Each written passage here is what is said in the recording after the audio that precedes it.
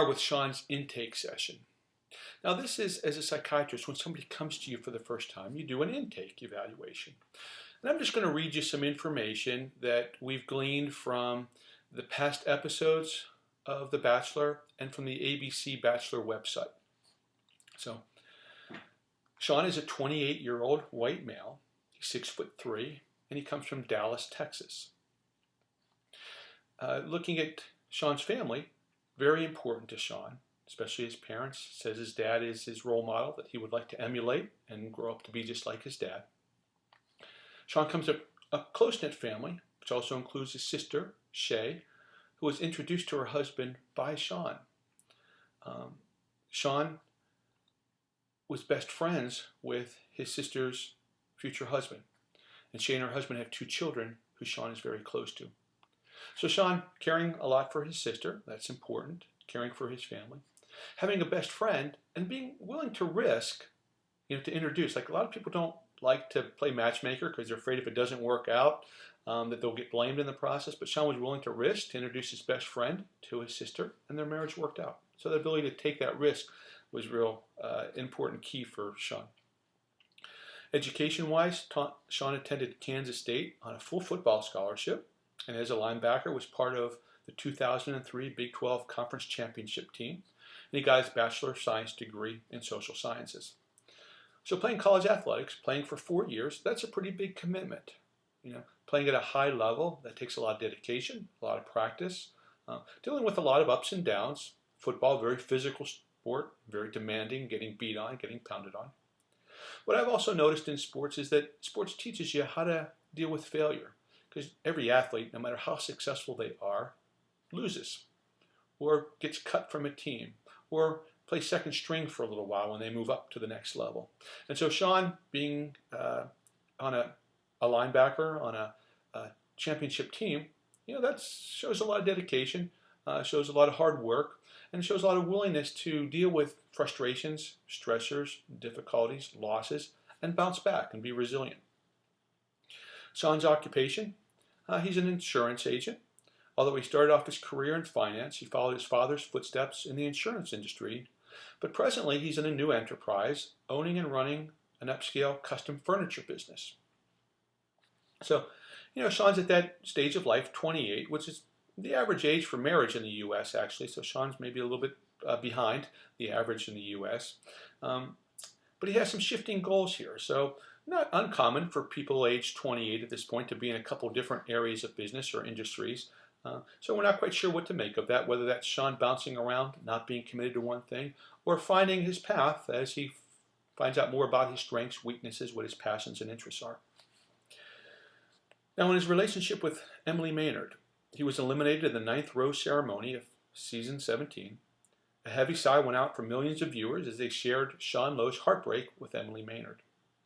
All season long, called him the perfect man, Emily did, but made him the last Bachelor eliminated before the finale of the 8th edition of The Bachelorette.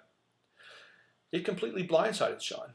I believe he felt that he was the one for Emily and they really had something special, and Sean was actually able to openly admit his love for Emily, which was a hard thing for Sean to do, as he mentioned. That now has made Sean open to love, to engage in the Bachelor program, and to look for his lasting love. He feels the time is right to make the ultimate commitment to the right woman and to start his own family. So it seems that he has learned from his situation with Emily that has opened him up. It's important to be open emotionally and to make yourself vulnerable, because that's where real happiness and commitment is going to come, when you allow that kind of foundation to take hold. His most memorable Bachelor moment was when he pranked Emily on his hometown date, fooling her into thinking initially that he still lived at home with his parents. I mean, if you watch that episode, everybody remembers how funny that was, and he went up to his room, and the look on Emily's face when she heard that he lived with his parents and he still lived upstairs, and what a mess his room was. That shows Sean's sense of humor and his playfulness. I'm not sure if he was testing Emily at that point or just being funny and playful, but that was certainly a memorable moment. Relationship goals. Now, Sean states that he's a real romantic. He loves to make women feel special, and as a lifelong Texan, he holds Southern values close to his heart. Very important. things that a lot of women look for. He wants to propose once, be married once, and live a faithful family life like his parents, who have had a loving 35-year union. Sean has a clear vision of what his life would be like with that special woman. He wants to be the patriarch of a family that is centered on faith, love, and laughter. He's eager to be a supportive husband that will encourage his wife to chase her dreams, as well as someone she can rely on to help her through good and bad times. Quite simply, he's looking for a best friend, looking for somebody to share these incredible life experiences with all the way to the end. Sean also wants a big family who would actually love to adopt a child along with having his own, just so long as he can pass along the family values he has taught to his kids. Sean is definitely in the market for a life partner, so she had best be the total package. As he states, I obviously want girls that are well suited for me, Sean explained. I really want to find my best friend. I was looking for someone who was smart. A woman's intellect is probably the sexiest thing for me. So neat thing to say. Hopefully he holds to that. Sean also professed an interest in accomplishment, kindness, and a sense of humor, as we saw Sean's sense of humor at various times. What was your greatest achievement to date? And he said, earning a full scholarship to college through football. Which U.S. city is the most romantic to him and why? And he stated New York City. It's so big, yet so inviting. And there's so many great places to go in New York City. What is his biggest date fear? Forgetting his wallet. So having that chivalry of being able to pay for the date is one of Sean's qualities that we've seen. What is your motto? If you can't laugh at yourself, who can you laugh at? And tattoo count is 0. So my impression, some things that I sort of took from that, not listed in the bio that we see, and what we would normally ask is, what is his past medical history? And we see Sean is probably a pretty physical person. Nothing came up about any medical issues. We see that he has, we're not sure about medications, but that's something that we would ask. Does he have any medications that he's using? Is there any family psychiatric history? Is something that we ask for in evaluation. And then we get into some social elements. Drug and alcohol use is very important to know about. What is his living arrangement? Sounds like he lives alone. Sounds like he does have a couple dogs that he's shown in the last episode. So being a pet lover and being able to engage in relationship with his animals.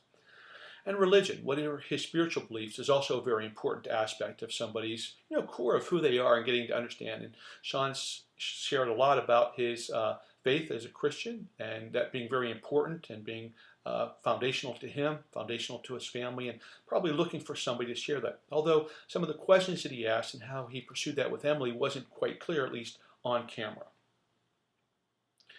As far as what we call a mental status exam, or what we notice on examination, Sean was alert and oriented ×4. He was clean cut, big, strong, healthy guy, carried himself well, was assertive in situations, was clear and well spoken, dressed appropriately, was pretty casual, pretty easy to get along with, was comfortable in the situations that he was in.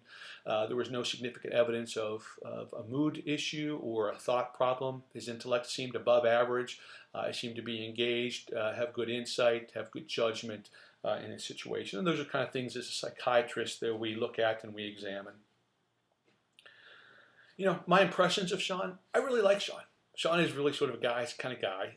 He's tall, he's handsome, he's a good-looking kind of guy. He's engaging, talks pretty easily. Seems like he's maybe a little bit more on the introverted side, but even being an introvert, when he's pressed into social situations, he carries himself off pretty well and has some nice social skills in that arena. He's an accomplished guy, but also a very humble guy. He's not an arrogant, not a proud, doesn't step on people's toes. Doesn't seem like he needs the spotlight or needs to hog the spotlight. It'd be interesting to see him in this role, now that he has the power of being the Bachelor. What does that look like, for him? Is that a comfortable position for him or not? Sean certainly seems to be a thinker, a thoughtful person, a bright person. One thing that really came through in the episodes that at least we saw was that Sean was very compassionate, very caring, very understanding and empathic guy, very sensitive. And sometimes you see this in guys very overtly. A lot of guys have it, but don't show it, are more macho in the process. But Sean was very comfortable in showing this side of him, which was very important for relationships. Sean also seems to be a very reliable person, from what his family would say, and from what Emily talked about. He's a very reliable, responsible guy. Now, issues or possible concerns I would raise as we look at Sean's situation are, he was hesitant to share his needs and his feelings as it pertained to his past serious relationship that he was in.